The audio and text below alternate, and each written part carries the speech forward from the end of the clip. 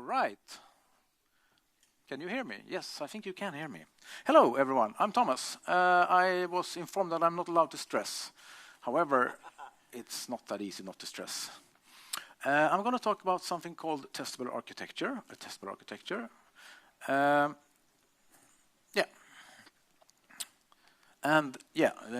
also Thomas, as I said, from Stockholm, Sweden. Let's move on. Questions. You should use this Slido thing. And I think I have a URL, so we might even see the questions later on. That's good. Starting out with who am I and what am I doing here? Or what I do? Well, I write code. That's what I do. I have opinions about code and doing things like that. Running my own company, or actually I'm running two companies, product company and a consultancy.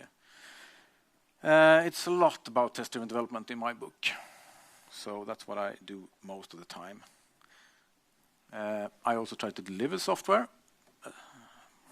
So build automation, test automation is something I've done a lot. And sometimes when I'm lucky, I'm able to help people out, mentoring. Teaching is the best thing ever. I love teaching. However, paying the bills if you work as a teacher may not be that easy, so one has to do other things as well. And then I do DevOps sometimes when I'm unlucky, whatever that happens to mean. And I spend a lot of my time working with this thing, which you have no idea what it is. It's called Logis. And it's a tool where you can store or log stuff that you have done as a doctor. So we know a lot about what the emergency response cars are doing in Stockholm, for example. The average age of those that they actually saved the life on last year, it happens to be 50 years. And I know that because we have that data. And we are hiring. I never thought I would say that at a conference, but we are.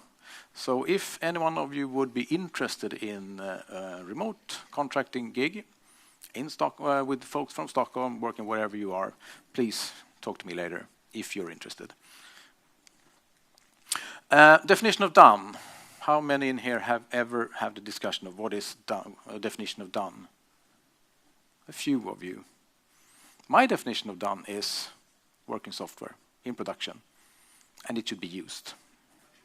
Until then, it's not done. Until then, it's just an idea. It's actually waste until they can use it, or at least inventory. I also happen to own a couple of trombones. Sometimes I play on them. So that's me in the middle. That's a very unusual or uncommon situation when I play a solo in a big band. But yes, it has happened. I have a picture there proving it. Today I'm going to bring up 3 different concepts. An architecture style, ports and adapters, executable specifications, and trying to reuse examples for multiple contexts. All of these things are large and they would fit in a presentation of its own. So we'll see how much we can dig into each of them. Our job as developers is to understand what to build, of course, otherwise we can't build it. We need to implement it and we need to have confidence when we do it. It has to work. And it has to be available. Today we're going to focus on implementing it with confidence, and that's it. Understanding and make it available, that's for another day. We know that it must be correct, otherwise there's no point in writing stuff. We want to ensure developer happiness.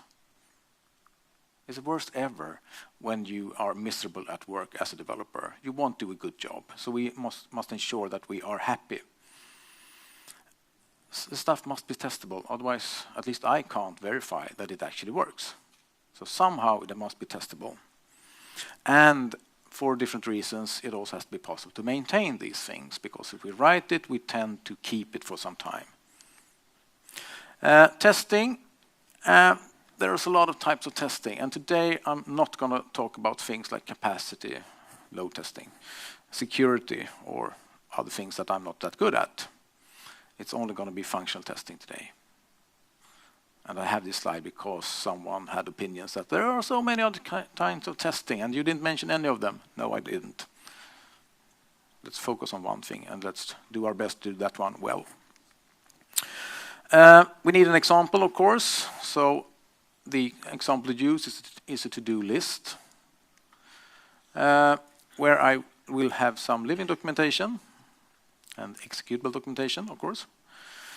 We will make sure that we get fast feedback when we do these things, because slow feedback makes a developer miserable.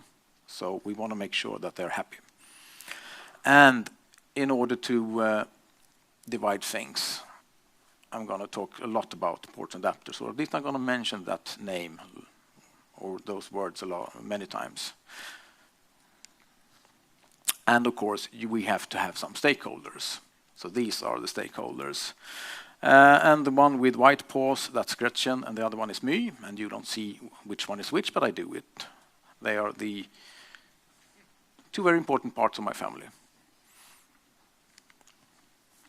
So let's start out with living documentation, the thing that will ensure that we do the right thing.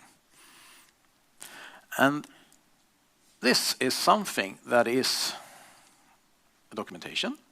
We can see it as a living documentation because it is executable, and therefore we will probably change it when we want to change the behavior of our system.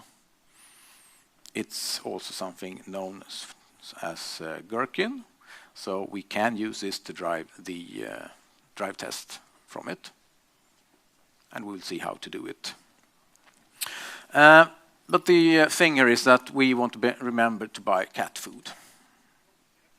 May sound very trivial, but forgetting it will not make our stakeholders happy. So we have to make them happy, or we have to keep them happy. Otherwise, they will probably destroy their furniture. Oh, they will destroy it anyway, but they will destroy it even worse if they're unhappy. Can we have the cake and eat it? A Swedish proverb that you can translate into English. I did check that. Can we have confidence, speed, and low cost in the same test? Maybe, maybe not. There is something called Årslags theorem, which you probably never heard of because it's not very well spread. It says you can't have all three in the same test. So we can have confidence, and if we have confidence, we probably won't have speed, nor will we have low cost. If we skip the confidence part, we can get fast feedback and low cost. Okay? Can we combine these? Can we get this picture? And since I'm here, yes, the answer is yes. Who is Årslag then? You don't know that yet. That would be Årslag Hellesøy, who is the creator of Cucumber. And he claimed that it's his theorem when we had been teaching once and had a beer afterwards. So it is genuine. Not very well spread, though. The pattern here, ports and adapters, is something that the guy called Alistair Cockburn documented a long time ago, 2005. How many in here were a developer back in 2005? Okay, I see 3-5 persons. So most of you have not been developers since then. How many in here have heard of this architecture style? A few more. Okay, but not everyone. Cool. So this is something he documented a long time ago. So again, there's nothing new under the sun, except that we haven't learned about it yet. So let's dig into it. The purpose with this one is to make sure that we can drive an application in many different ways.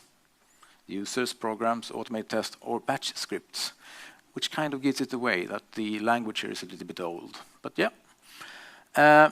And to be developed and tested in isolation from its eventual runtime devices and databases. He mentions databases explicit here. Okay.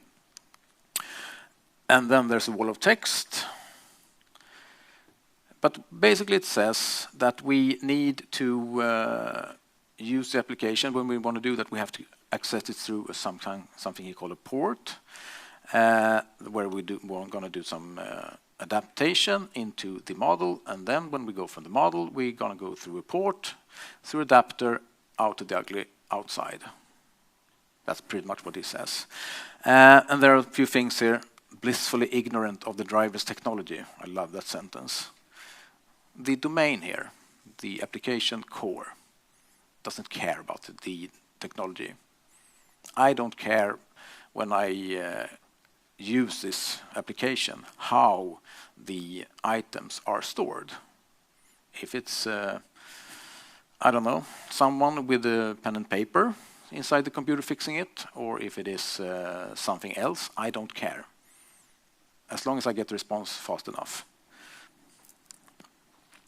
And it's also very important that when you communicate with something, you don't know the nature of the things on the other side of an adapter. So the core of this application have no idea if we are using a SQL database, an in-memory thing, I don't know, something else, a Cassandra, someone with a pen and paper. We don't know, and we don't care. So this is the picture going with it. And we have three major parts here, three important parts here. We have our beautiful domain. This is where things happen. We have a port for the application to actually communicate with the outside, the ugly outside, the messy one. And then we have some kind of adapter because we have to talk to a stupid database, and they don't behave as we want, probably. Or at least they don't use our domain model, so we have to do some adaptation here. So we know the prerequisites now. We know that we have a problem. We have some constraints. We need confidence, we need speed, and it can't be too expensive to maintain these things. Important. And we also have an idea of the separation of concern here. We're going to use something called ports and adapters, and of course we have some stakeholders. That's very clever. Now I got the picture of the cats twice in this presentation. I'm happy. Let's start out with this living documentation. We know that we should make sure that we can buy some cat food when we're out of it, or almost. How do we run this? How do we connect this to code? Anyone have any idea? No? I don't see any raised hands. Then again, I don't hardly see anything because of the lights. But the thing here is that it's not that hard if you know what to do. And this is an example. So we have annotations in code. So this is regular Java code with some annotations that we will run with a special runner that will connect the clear text you saw earlier, readable and understandable by anyone, into code, not readable, not understandable by everyone. So this is a way of us to connect the thing that we can use for communication to code. So we have given something, we're setting up something. Then we use it. And then finally we check the result. So this is our tooling to connect the living specification or executable specification to code. And we are blissfully ignorant of the driver's technology. You did not see anything about telling you how we are actually communicating with, in this case, the persistence store for the to-do list.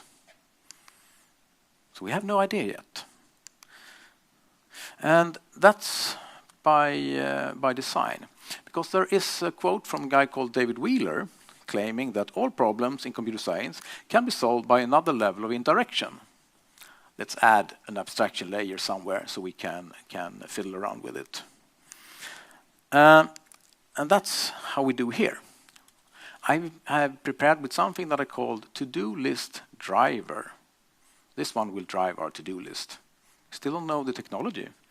But there is a thing here called getDriver. So now I can make sure I have something that can communicate with our to-do list. That's good. We still don't know if it's a web application, or if we're targeting just the core domain model, or if we target something else. We will only target the core model here, because that's way easier, but we don't know that. So this one can be used to drive a web application through Selenium, say, or just the model, or something else. That's possible.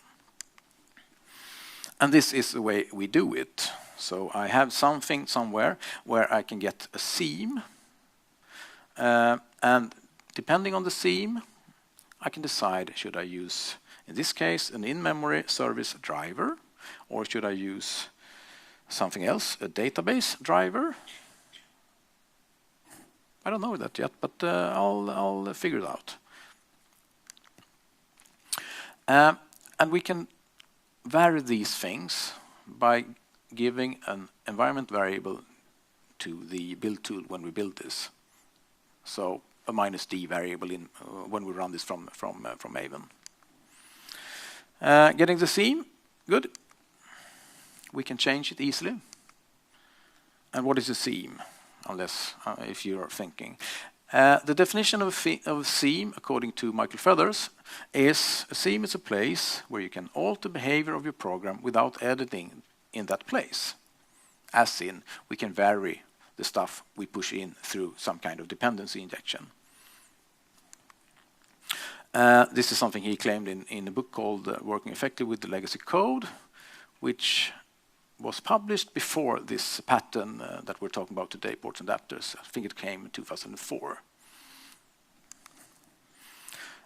So in this case, the protocol driver will check for an environment variable, and then we will inject either an in-memory database for some reason, or a SQL database. And the difference here is one of them is really fast, easy to change. We can make sure that we can implement our application as we want without thinking about the database at all. We can just adopt the in-memory thing. And when we're done, we can use that one as a master and make sure that we implement the SQL database properly. And now someone is thinking, why don't you think about a mock? I'll explain that later. So in this particular case, I'm creating a to-do list service, and I have something I call a task repository. And I have a concrete instance of in-memory task repository. Connect these two, and all of a sudden I have something that can be used, where I can add things, and I can get things. And it's going to be super fast, because I'm doing things in memory. So the port here to the persistence layer is an interface. We still don't know how it's implemented, but it's an interface. And it's hide, of course, the implementation. So we know that there is a way to store stuff and get them back. We don't know how, and at the moment we don't care, as long as we get what we want, because we're going to make sure that it's properly persisted later. But at the moment we're just happy if we can store something and get it back, so we know that we can implement our model as we actually want it to be implemented. So we are looking at a port here.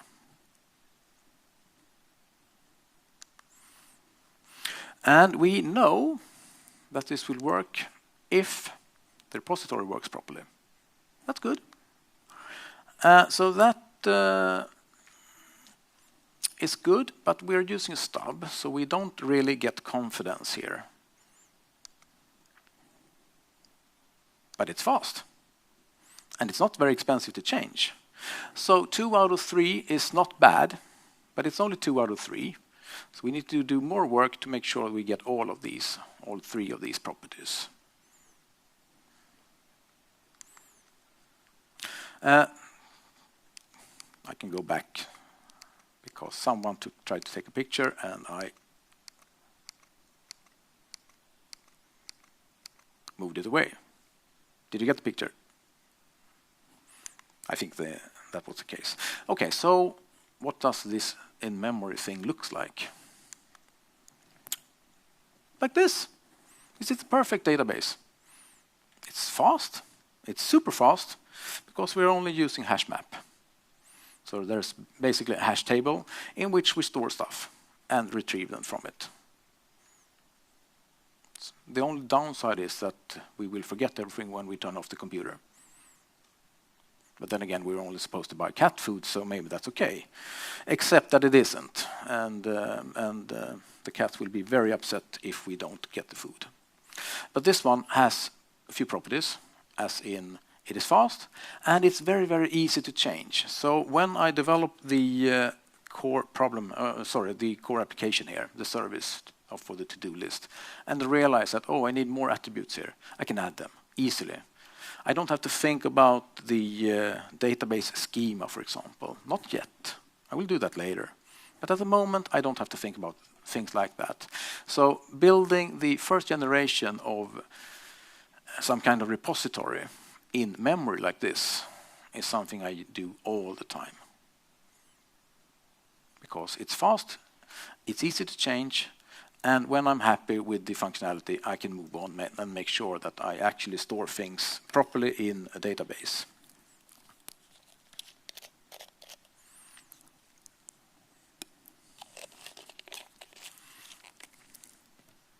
Right.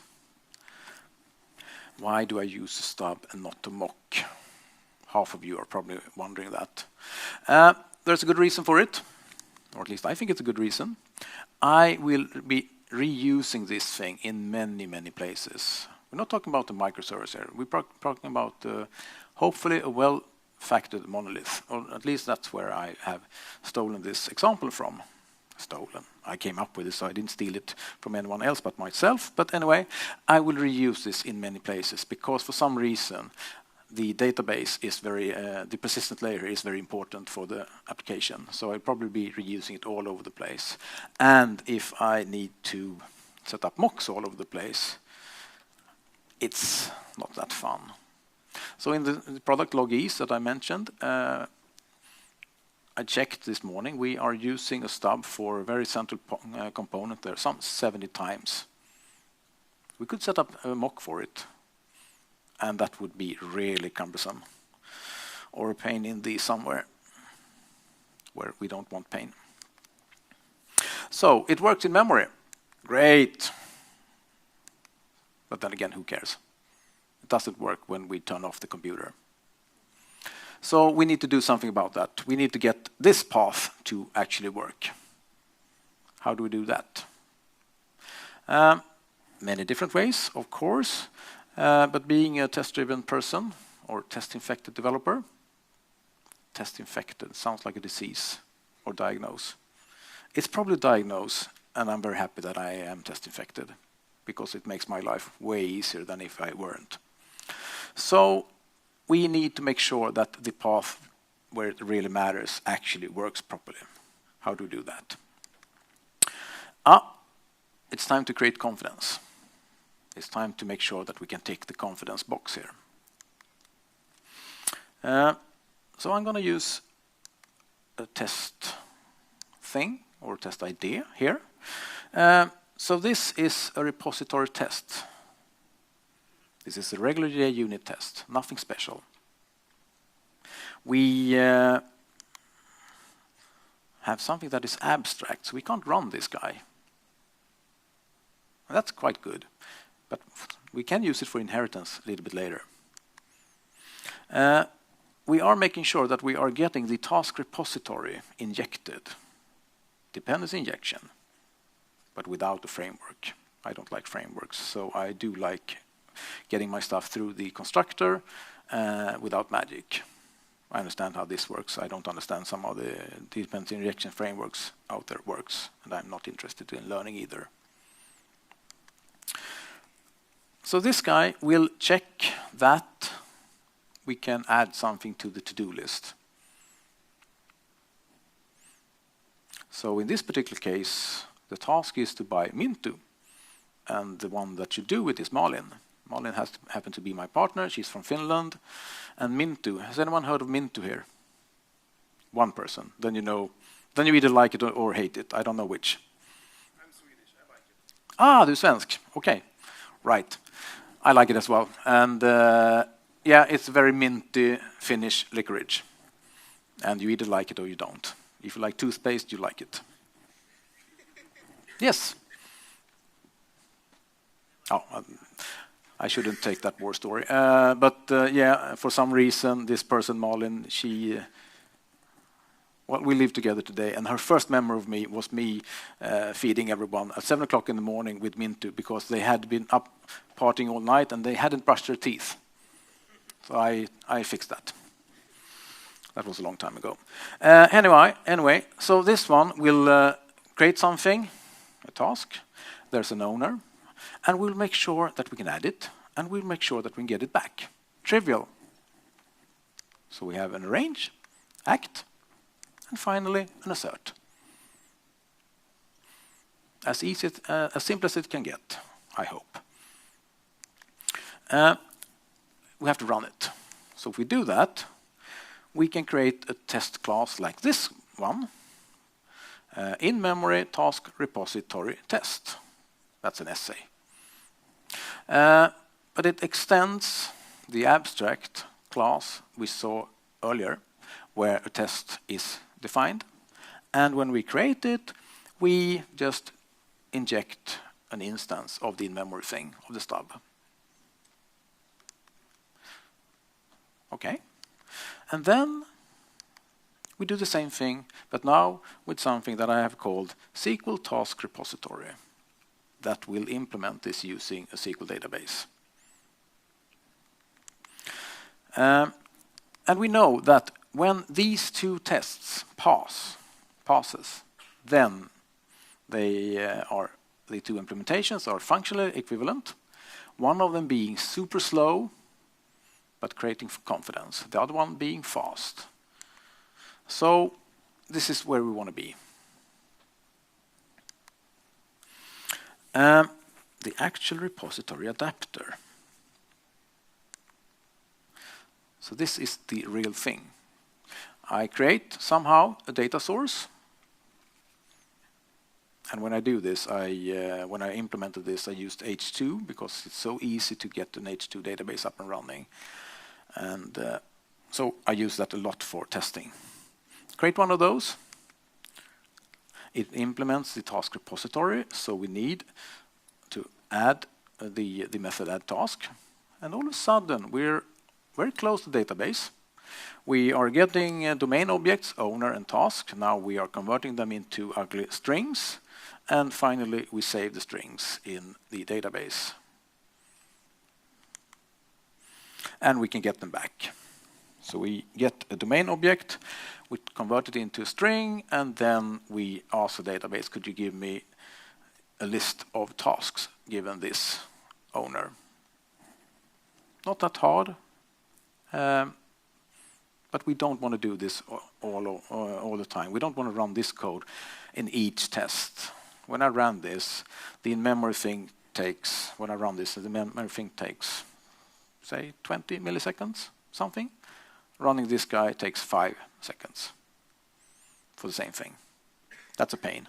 And if I have lots of tests and everyone has to pay a penalty of, say, 5-10 seconds for setting up the database, I'm going to be very upset.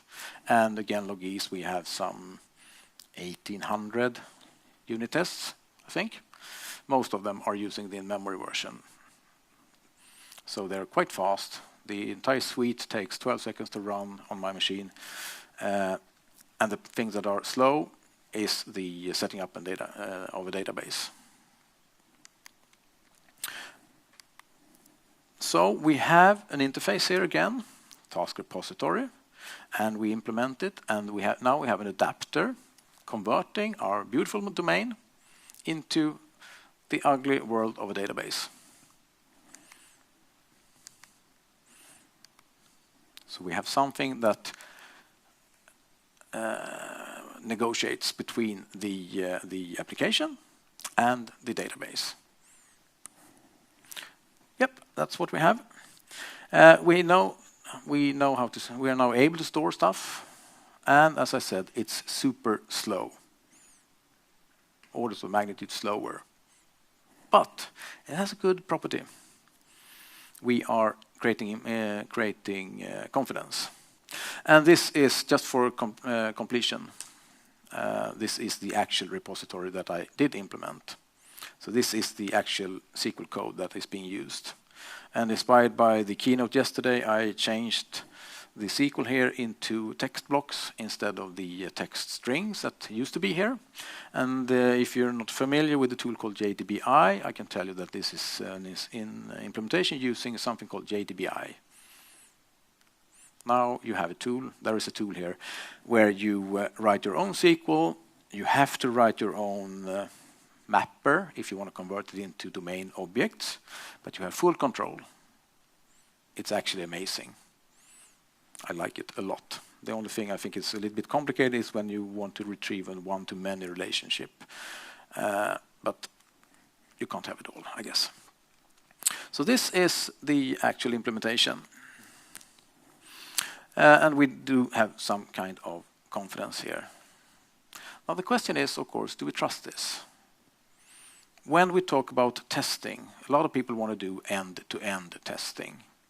And if we have some kind of def in an application, going from, say, a user interface down to a database, that's an end-to-end test for a developer. If you are a tester, that's not an end-to-end test. An end-to-end test for a tester would be a business process. You go to site, say a website, you search for an item, say a book, you put the book in some kind of shopping bag, and then you go to the checkout, and then you pay for it. That's an end-to-end test if you're a tester. But for me as a developer, I'm happy if I can go down to the database and back. That's an end-to-end for me. But they're very slow, error-prone. Things will break. So that's why we use a lot of unit tests.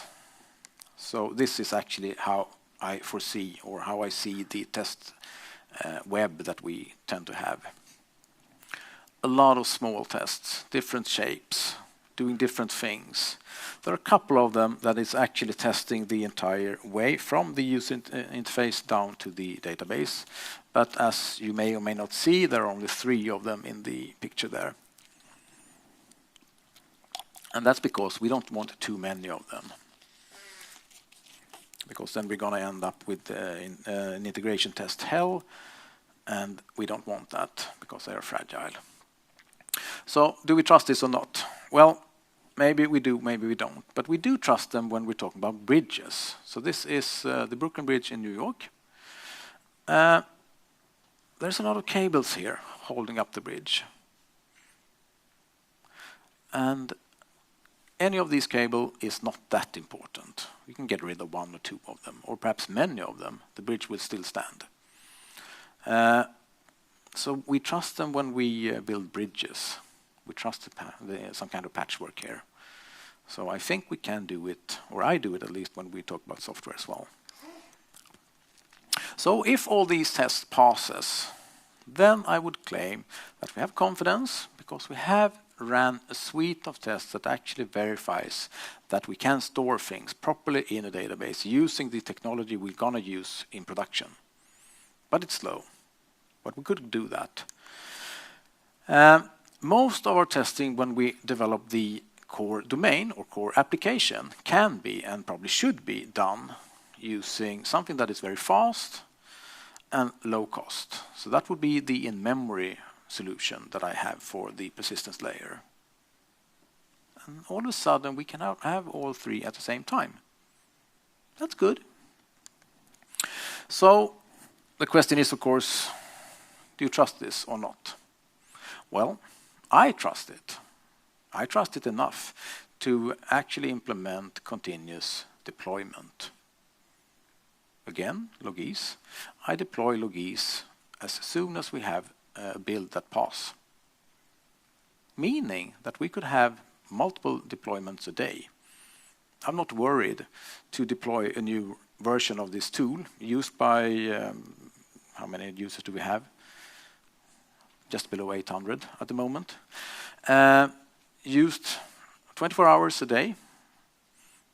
And I'm not worried to do a new release 3 o'clock on a Friday after having a beer, if I want that.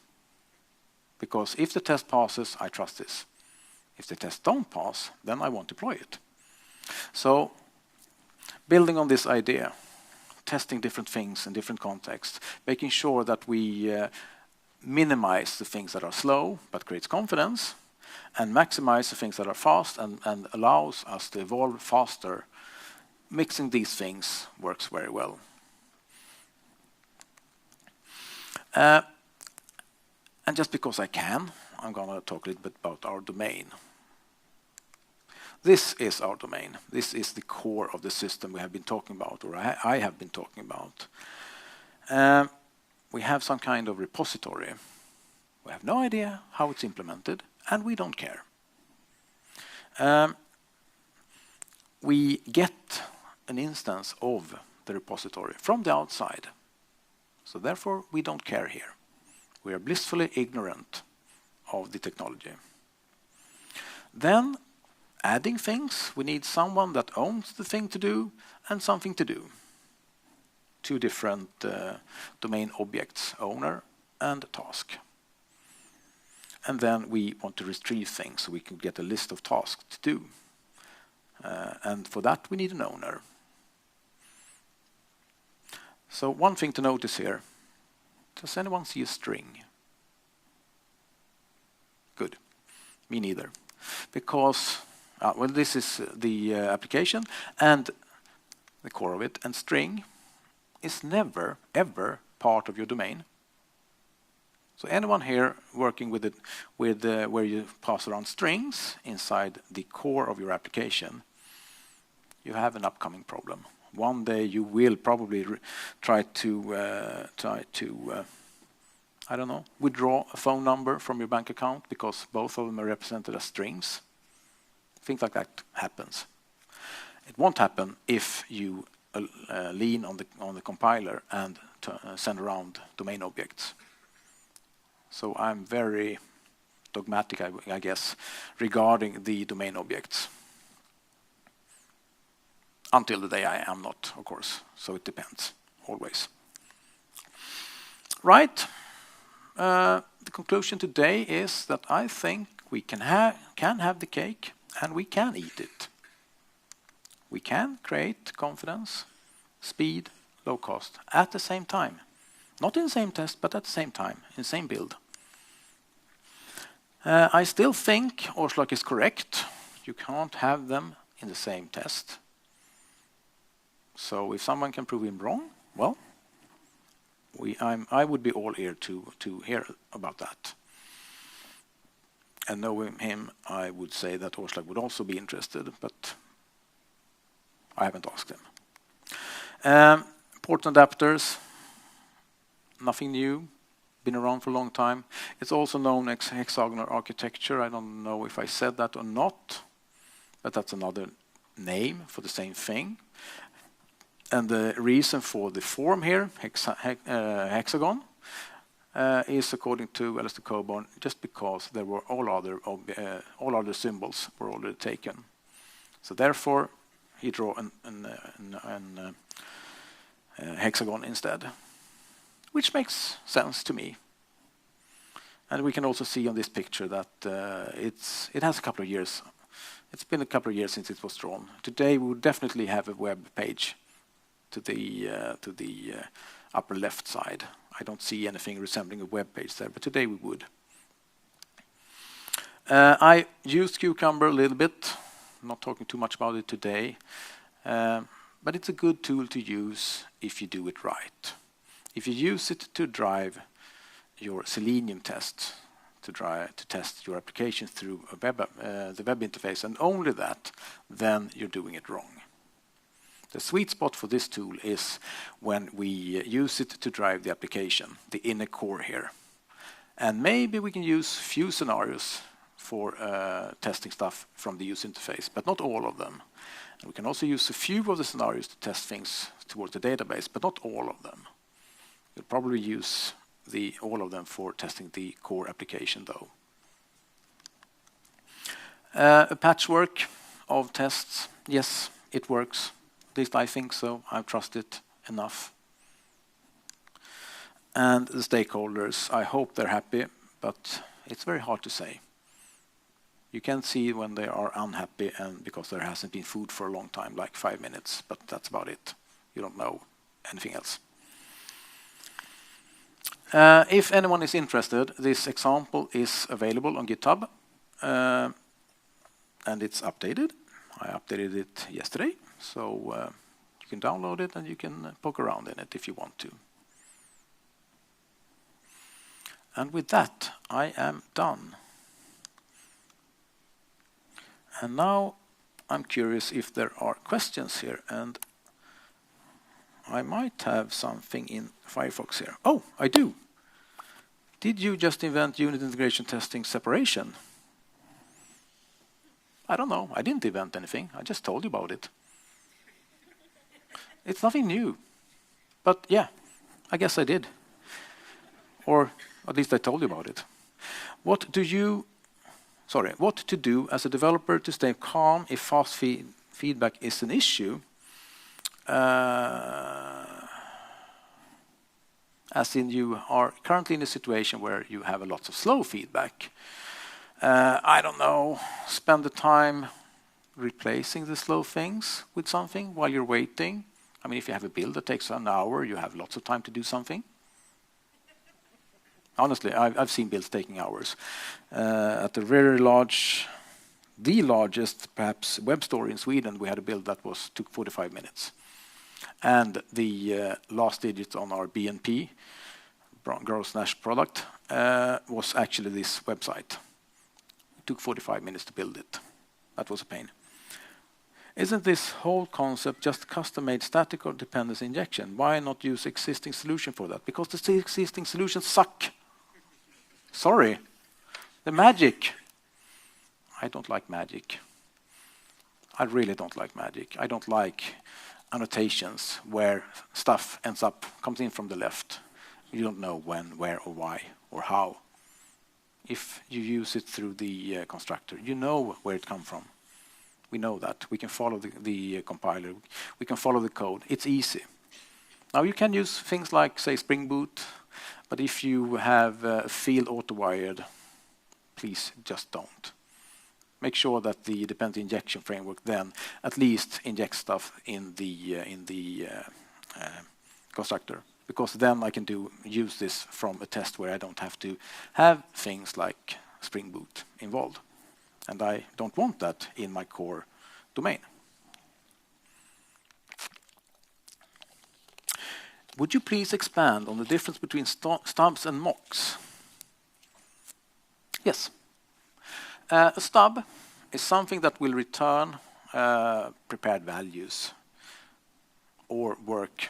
I'm not sure if it is a stub that I showed you or if it's just a fake, but a stub will return fixed values for a fixed question. A mock will tell you things like how many times have this thing been invoked with these arguments. So that's one difference, maybe the biggest difference. And how does your approach address possible DB locking that could happen in complex code that wouldn't happen in a memory approach? Well, if that is a problem and I have to mimic it, I would try my best to make sure that the in-memory thing behaved in the same way. But yeah, say that the database will throw some kind of nasty exceptions in certain situations. Well, then the in-memory thing has to do that as well. Locking, however, that might be more complicated, and I can't really say how I would do that because I've never counted it. I've only done this for a couple of decades, so I'm a newbie. Okay, can a flow chart diagram help in the translation process which you just have described? Probably.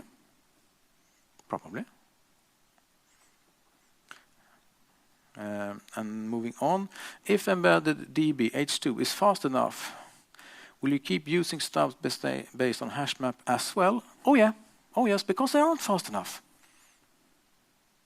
I just said it took 5 seconds to run the thing, the one unit test with an H2, and it takes say 20 milliseconds to do it within memory. And that's so let's say that it takes 5 milliseconds within memory instead, because that's much easier to count on. That's a difference of 1,000.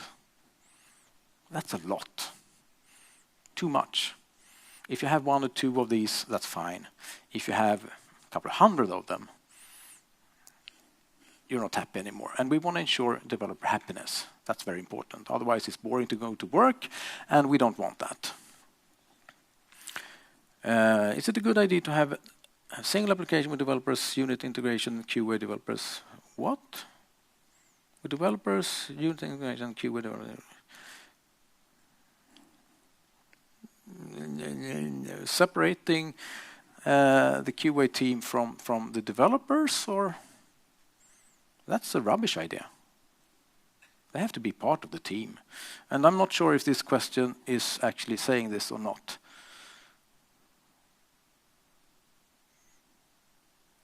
But the team somehow is responsible for it, and I'm not really a fan of the concept of having a separate person that is doing quality assurance. That's like taking the thing, building it, throwing it over the wall. Does it work? It's now your responsibility to make it work? No, it's not. It's my responsibility because I wrote the thing. So I don't know what to say more than that because I don't really understand the question. So moving on. Can you elaborate on why in-memory repo is better than mocking? Just don't get the benefit. The reason here is reuse. As I said, or yes, I did say that, in the application log-ease, we have something called event, and we store and work with something called event service.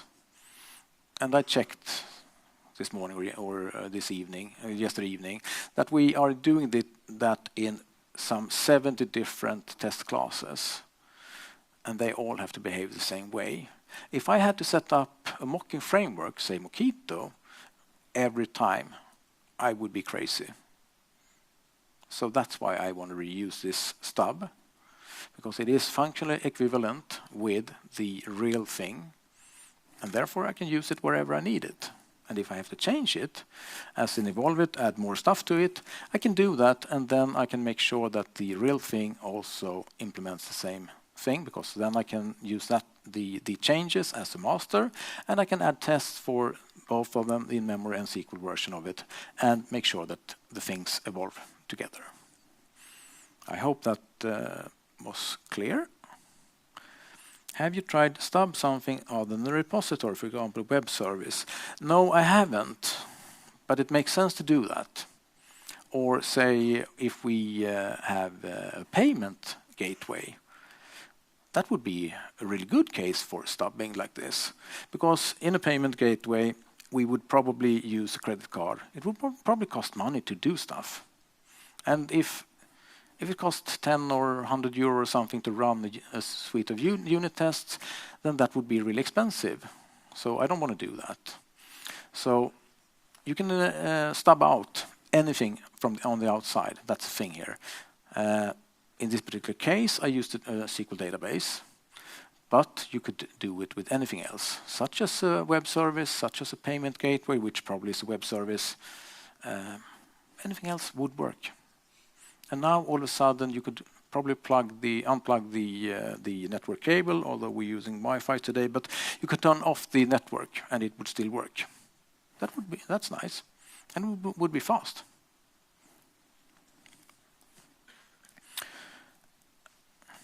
How many Gherkin scenarios do you have on your project? I don't know. Maybe we have some 15 or 20 feature files.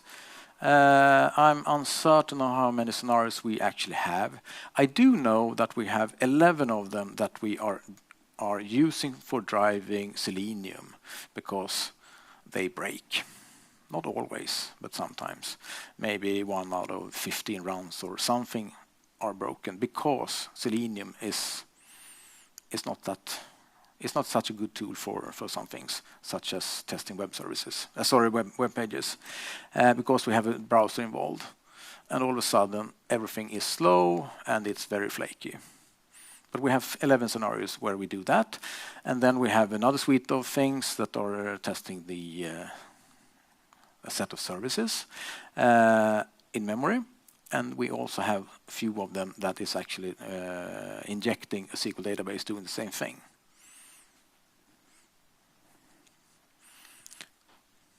Do you always run tests against both adapters, or do you different if you want to run fast or slow tests? I tend to write a build script where I run them in steps. So I have a build sh, for example, where I would run all of them.